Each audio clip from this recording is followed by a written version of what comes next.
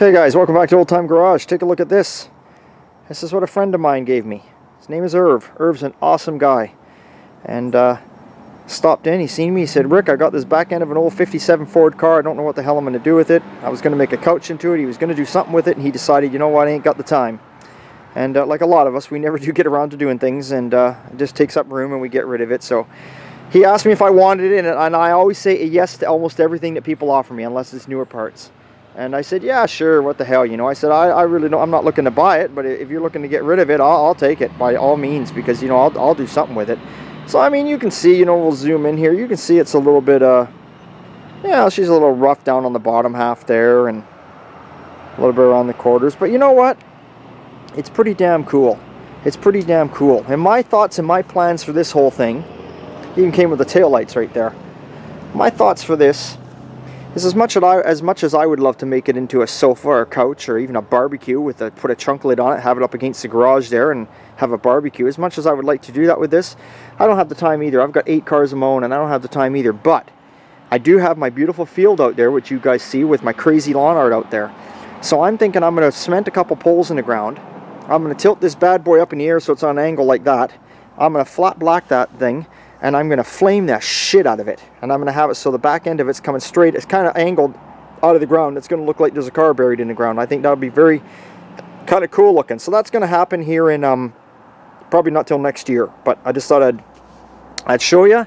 And if you're out there, Irv, I know you're watching my videos. Just want to give you a big thumbs up and a big thanks for that. I really appreciate that. And thank you. So anyway, as you can see here, we got Brandon's truck outside. Brandon's truck is up and running. I'm waiting on the drive shaft. Drive shaft's down, getting shortened. I'm also waiting on bumper brackets. I had to order front bumper brackets. Brandon doesn't know where he's put them. He's misplaced them. We all do that. The truck was apart for 10 years, and things are bound to go missing over time. So we're waiting on that. Then we got to give it a good wash and a real good cut polish and a wax, because like I say, it has been 10 years since Brandon's had it out. But it is running. The truck is running. The interior is together, and she's looking pretty damn sharp. So you guys can look forward to a finished build video when this one is done. Now keep in mind that Dave and I did not do anything on the exterior of this truck. This was wiring, air ride, just a bunch of little stuff. This truck actually took a lot longer than I thought it was going to take.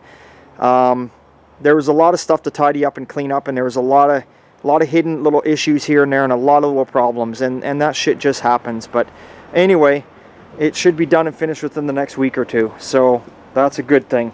So anyway, yeah, and you can take a quick glance inside. We got the seats in there. There's the console. Brandon made that, and then we just he wanted the gauges in there, and that's what we did. I had my upholstery guy upholster it. He kind of matched the upholstery up the best he could to the seat material. And yeah, there we are. So it's all looking good.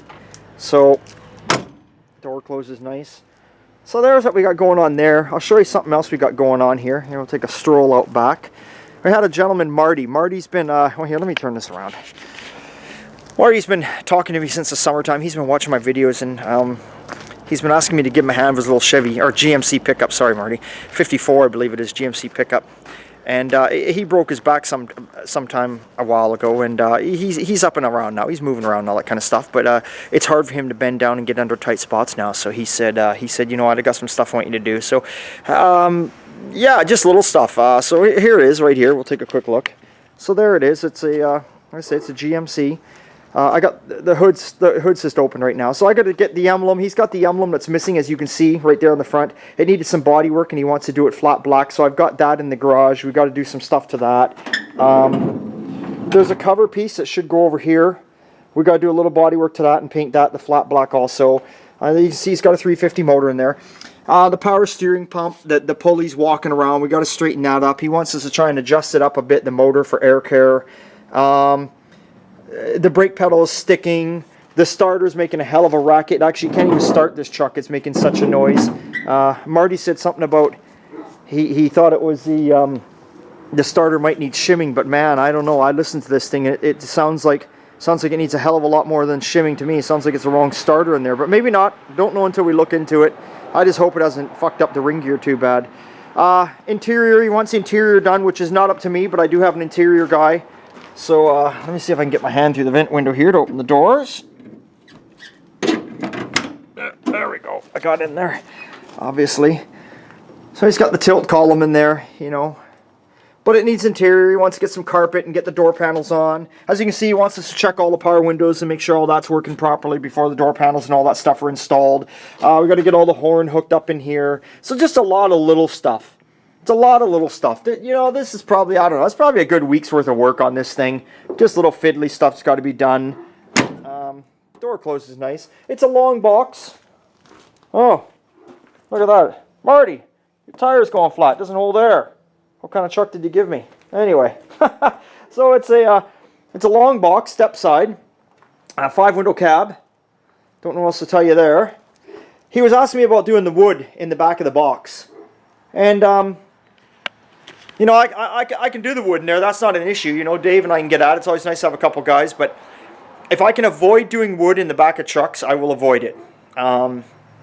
It's not because I can't do it. I can do it all day. It's just, it's really time consuming. I don't know whether I'm just slow at it or what's going on, but I always think to myself when I go to put the wood in the back of a truck, I always think, oh, I should start in the morning and be done by the end of the day. You know, usually for me, it's like the second day at the end of the day with 2 of us on it. I don't know what the hell goes on. I just always have a fucking hell of a time with this wood. But maybe it's just me. I don't know. Anyway. So he was asking me about that, but I kind of stayed, well, I really don't want to get involved in that if I can stay out of it. And he said, oh, that's all fine. So, yeah, you know, we'll see where it goes. Maybe I'll do it, maybe I won't. But at the moment, I don't want to. So that's that. Anyway, so there we go there. And the Pontiac's still sitting out here. Remember Dean's old Pontiac? Well, it's still sitting there. We've emptied it all out now. We got all the parts out of it because we're getting ready to pull her in the garage here. So you can see the rust. You see the rust. It's even rotted behind the rear seat.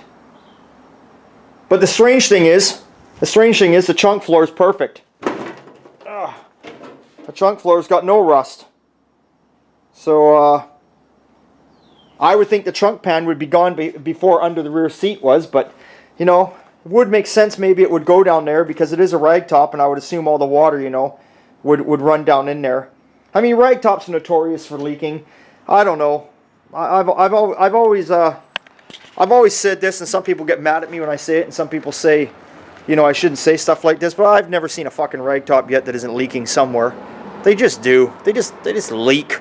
You know, you may not think it's leaking, but let's pull the seats out and take a close look. They always got some sort of dampness in them somewhere, unless you keep them in the garage, right? So yeah, but that's just the way they are. So what the hell, right?